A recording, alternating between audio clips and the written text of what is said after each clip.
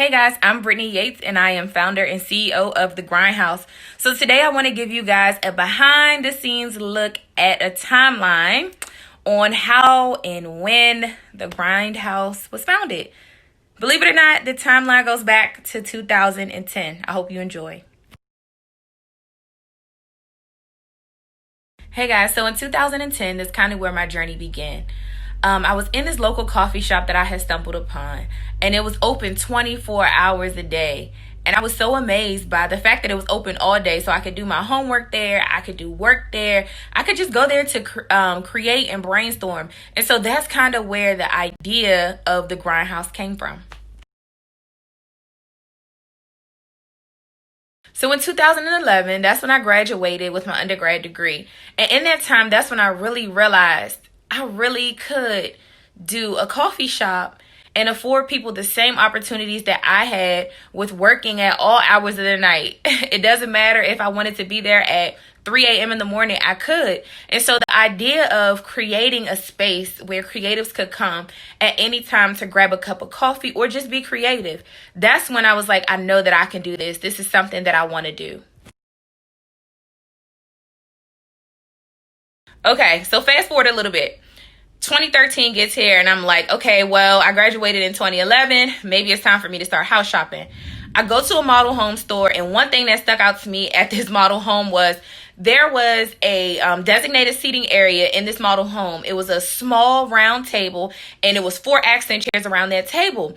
And when I saw the table, I was like, okay, this can go inside of my coffee shop. This is the type of vision that I have because I want a co-working space as well, and I want it to be intimate. What did I do? I went and I bought a table and four chairs to mimic that. And I did not have a home yet, y'all. So this stuff was literally in my mom's house while I was just waiting.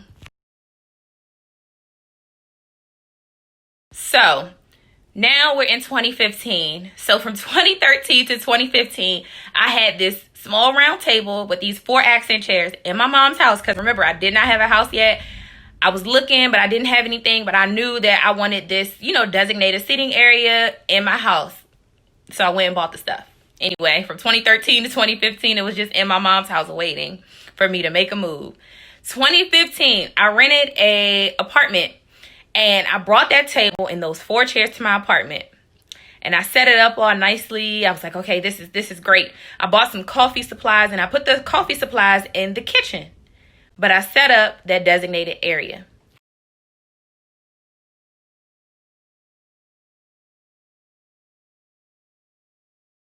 In 2016, I moved and I got a townhouse. I set up the same area with that small table and those four action chairs. But this time, instead of having the coffee supplies and the equipment in my kitchen, I moved it to where the tables and the table and the chair was because I wanted it to have a more of a coffee like feel because that's what I was going for. I was very intentional about having that small table and those four chairs because I knew that this was the vision. This was the vision, and this is where I knew that I was going to go. So I purchased like a buffet table. I put my Keurig there. I put my cups there. I put my K-cups there. Everything that I needed to make coffee, I added to that section of my home.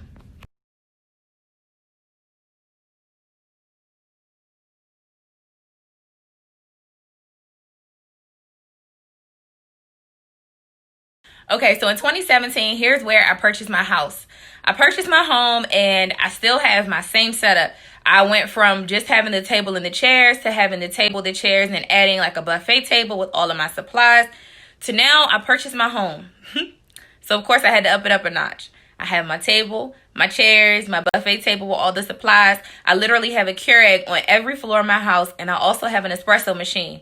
But the one thing that I love that I did because it helped me see the vision, I added coffee signage to my house. I literally, when you come in my house, you'll see where it says coffee everywhere. Like I have like four signs that says coffee. I have decor that says coffee. So guys, you've experienced some of the journey with me from 2011 to now we're here in 2020. I did this so that you all could see the progression of the Grindhouse and what it takes and how long it took. This is not something that just came about yesterday or last month or maybe 2 months ago when you first heard about it. This idea came in 2011, and I want you all to take heed to the fact that I was very intentional about setting up my home how I wanted my business to be. I wanted it to be a coffee shop. I wanted it to be an intimate atmosphere where you could be creative.